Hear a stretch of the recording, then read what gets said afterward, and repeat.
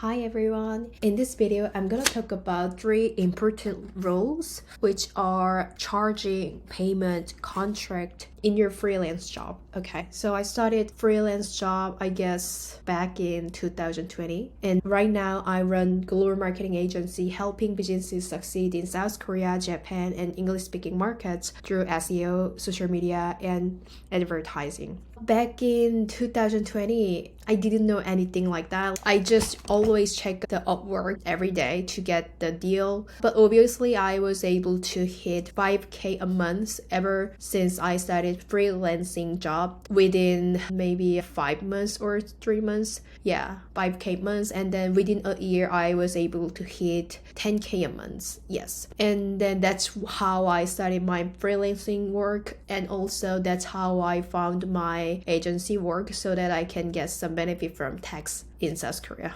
So I think knowing how to manage your client collaboration is really important even in the beginning, because once you started a client collaboration, it usually leads into some long-term relationship. I mean, not about romantic relationship, it's about business relationship, okay? Because in my case, I have the longest client is over 3 years. If I knew some rule of thumbs about freelance work, it would have been so much more helpful to begin with, how to successfully manage client collaboration, not about marketing term, more about the business term, like how to charge, how to manage payment, how to manage contract. So I'm gonna cut the chases right now. So in this video, I'm gonna explain the rule of thumbs about charging, payment, contract, and additional tips later, okay?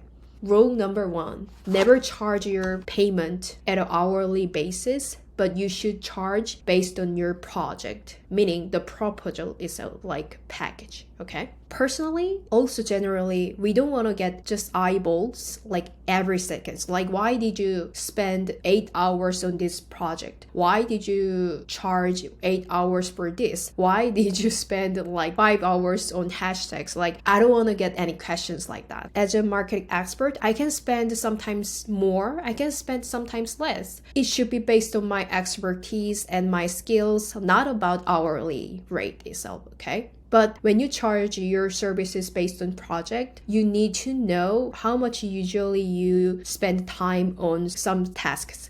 For example, like hashtags, analysis, or gathering the research, something like that. Let's say you spend 10 hours a month for just hashtags. Then you're gonna think about your current hourly rate. It could be 10 hours, it could be $50 an hour or $20 an hour. So you need to think about the ideal hourly rate so that you can just multiply your hourly rate. You just put the mathematics hourly rate here, multiply how much you are gonna spend for that particular task. Then you're gonna see exact payment you're gonna get. Then all you need to do, you need to list all of the tasks for the particular project. Then you have to write down how much you need to get paid. Although you're not gonna share the particular exact numbers for each task, you're just gonna invoice just the whole amount, the kind of like 3K a month or 4K a month, not like exact dollars for tasks, okay? So all you need to do is you need to learn how to negotiate the deal. Like, for example, they wanted to have just hourly freelancer, but you only offer at a project-based payment. Then you need to talk about this really straightforward. I don't offer at an hourly basis. I offer based on project. And then you need to showcase your expertise and how it benefits to your current client or past client. What was your success? You can actually negotiate the kind of arrangement. It's just, structure of how you work, right? So that's why I recommend you to have just getting paid from project basis, not about hourly rate. Trust me, based on project payment is way more comfortable and way more effective, both client and you, okay?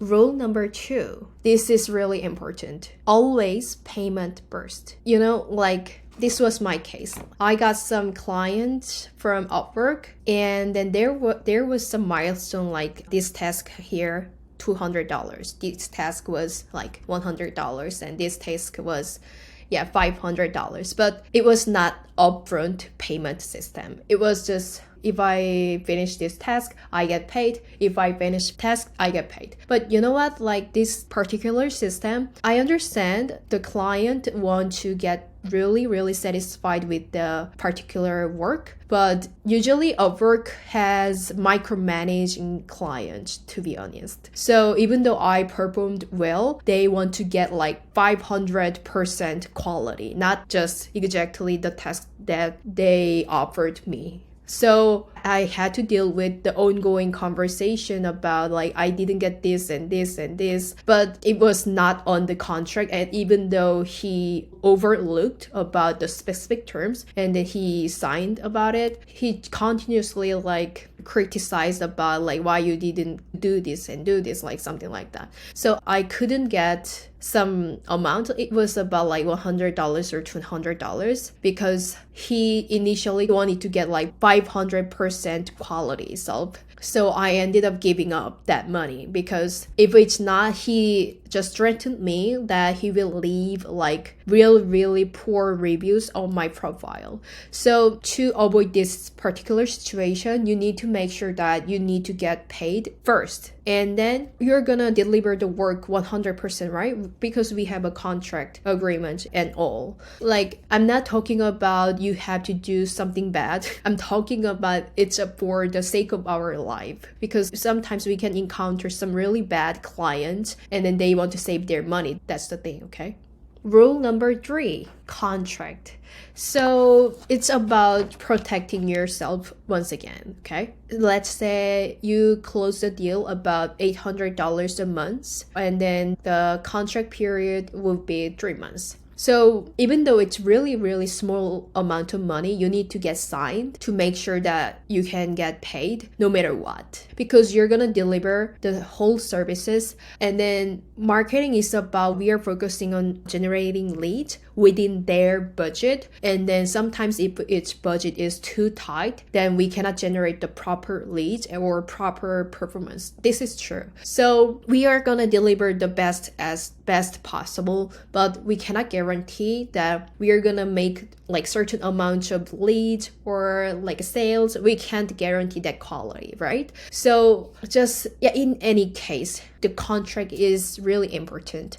So I usually just use the general form from Google. I just searched something and then I found something really good, and it's been a good contract so far. I usually put working condition about we are gonna reply your message within 24 hours, but not included holiday, official holidays or Sunday, weekend, something like that. And then I also mentioned what amount has been charged for this contract, the specific date, the period, everything at all. For example, as a marketer, we usually create content, but if it was for just social media content, then they can use just for social media content. So that's why you need to mention specific term in your contract about if you ever want to use this content for your running ads, then we usually get paid for a certain amount. So this should be discussed like this way. So having contract is for protecting yourself and your business. So you need to make sure that having contract first, upfront payment, charging based on project, okay?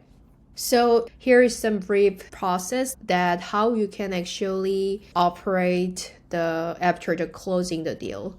So once you finish the discovery call, you're gonna send proposal, right? Or you can directly get paid from the discovery call if you are prepared that way. But for me, I usually send proposal after the discovery call. And then once they say, I'm gonna go for tier 1, then I send the contract with invoice. And then they will sign the contract. And then once they pay for the amount of money for the months, then we are gonna set up the initial call, which is onboarding call, so that we can work as soon as possible. So I hope this was helpful for you. And if you haven't subscribed my channel, please subscribe to my channel channel, hit the like button and then hit the notification button. And I hope you can see you in another video. Bye for now.